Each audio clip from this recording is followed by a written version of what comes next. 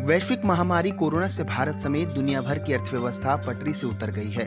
Corona संकट और lockdown की वजह से बड़ी तादाद में लोगों की नौकरियां भी गई हैं। हालांकि कोरोना वैक्सीन को लेकर आ रही अच्छी खबरों के बीच फिर से उद्योग धंधे धीरे धीरे शुरू हो रहे हैं। इस बीच अमेरिका के अरबपति और उद्योगपति बिल एक्मिन का सुझाव तेजी से वायरल हो रहा है। उद्योगपति बिल की माने तो उनकी एक सुझाव पर अगर सरकार अमल करे तो गरीबी को जड़ से खत्म किया जा सकता है। बिल का कहना है कि अगर अमेरिकी समेत दुनिया भर की तमाम देशों की सरकार बच्चे जन्म के समय उनके नाम $6,750 यानी लगभग 5 लाख रुपए कर दे तो वह रिटायर होने के वक्त करोड़पति बन सकते हैं। न्यूयॉर्क टाइम्स डील बुक में लिखे अपने एक आर्टिकल में बिल ने कहा है कि सरकार द्वारा दिए गए तकरीबन 5 लाख रुपए को zero cost equity index funds में निवेश कर दिया जाए और इस पर रिटायरमेंट से पहले निकालने पर पाबंदी के साथ साथ टैक्स फ्री कर दिया जाए। वह व्यक्ति 65 साल में करोड़पति हो जाएगा।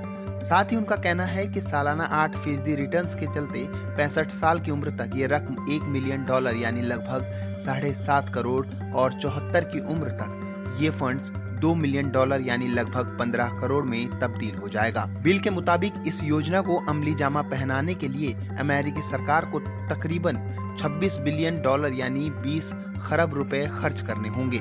बिल के सुझाव पर बिजनेसमैन शाहर जीव ने फोर्ब्स में एक आर्टिकल लिखा है और इस पर विस्तार से चर्चा की है। शाहर ने अपने लेख में लिखा है कि बिल जिन इक्विटी पर 8% रिटर्न की बात कर रहे हैं वे आने वाले समय में कहीं खत्म न हो जाए।